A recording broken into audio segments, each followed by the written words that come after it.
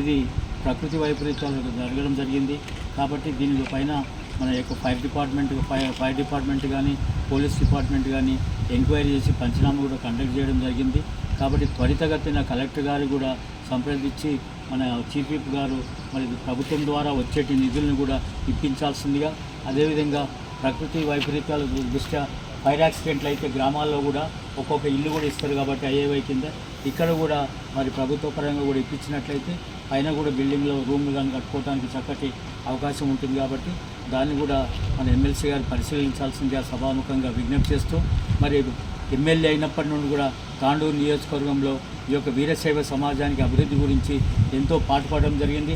First ఇక్కడ ఏదైతే చౌరస్తా దగ్గర షాపింగ్ కాంప్లెక్స్ కానీ అదేవిధంగా విగ్రహ ఆవిష్కరణ కానీ డాక్టర్ పి మహేందర్ రెడ్డి గారు ఎంతో కృషి చేయడం జరిగింది. మరి అక్కడ శ్మశాన వాటిక తాండూరు ఎంట్రీ అయితేనే శ్మశాన వాటిక కనబడుతూ ఉండేది. ఇప్పుడు అనేది శ్మశాన వాటిక కనబడకుండానే పెద్ద ఎత్తున కాంప్లెక్స్ అయిపోయింది.